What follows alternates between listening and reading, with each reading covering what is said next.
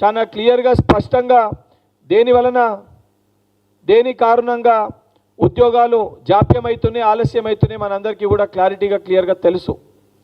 తెలిసినాక కూడా దాని విషయం పైన ప్రస్తావించకుండా కావాలని చెప్పి నిరుద్యోగ యువతని, తెలంగాణ రేపటి భావి భారత పౌరులని రెచ్చగొట్టి ఏ రకంగా లబ్ధి పొందుదామనే దుర ఉద్దేశంతో, ఆలోచనతోటి ఏ రకమైన ప్రవర్తిస్తున్నావో ఆ విధానము సరైనది కాదు. నిజంగా నీకు చిత్తశుద్ధి ఉంటే, నిజంగా నీకు బాధ్యత ఉంటే 10 ఏళ్లలో నువ్వు మీ అయ్య కలిసి, బావ బొమ్మర్దులు కలిసి తెలంగాణలో నిరుద్యోగులకు ఇవ్వాల్సిన ఉద్యోగ నియామక పత్రాలు అమ్ముకున్నారు, దానిపైన స్పష్టత ఇయ్యు. మరి ఎందుకు ఆ పరిస్థితికి తీసుకొచ్చినావు, దానిపైన స్పష్టత ఇయ్యు. దానిపైన మాట్లాడకుండా, సిగ్గుశరం లేకుండా తెలంగాణ ఏదో మీ గడి, మీ అయ్య ఏదో రాజు, మీ అయ్యకి నోటీస్ ఇవ్వద్దు, నీకు నోటీస్ ఇవ్వద్దు, మిమ్మల్ని విచారణ చేయొద్దు, మిమ్మల్ని విలువద్దు అని చెప్పి ఈరోజు మీ సొంత చెల్లె మిమ్మల్ని అంటుంది మీది రాచరగు పాలన అని చెప్పని. ఓ దొర పరిపాలన మీ సొంత చెల్లె, మీ కుటుంబ సభ్యురాలే మాట్లాడుతుంది.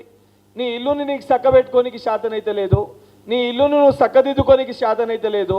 సొంత కుటుంబ సభ్యురాలు బయటకు వచ్చి ఈరోజు మీరు దొంగ లుచ్చా లఫుట్ అని చెప్పి మాట్లాడుతుంది. దానిపైన మీరు స్పష్టత ఇవ్వకుండా ఈ రకమైన మాటలు మాట్లాడటము, ఇటువంటి చేష్టలు చేయడం అనేది మంచిది కాదు. ఇప్పుడు కూడా చాలా స్పష్టంగా కేటీఆర్ గారికి, బీఆర్ఎస్ పార్టీ నాయకులకు కూడా నేను విజ్ఞప్తి చేస్తున్నా.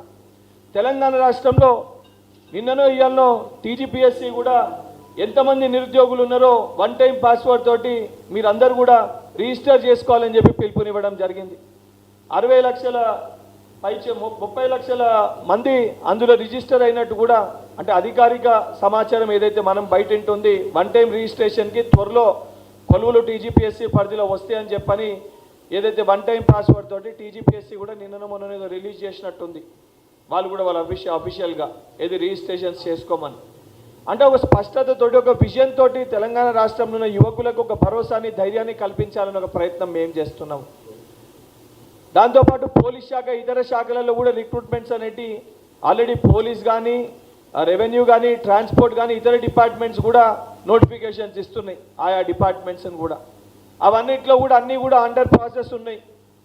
అండ్ పోలీస్ డిపార్ట్మెంట్ కూడా మళ్ళొక పెద్ద రిక్రూట్మెంట్ చేస్తామని చెప్పి వారు కూడా 14,000 ఉద్యోగాలు రిక్రూట్ చేస్తామని చెప్పి వారు కూడా మాట్లాడడం జరిగింది.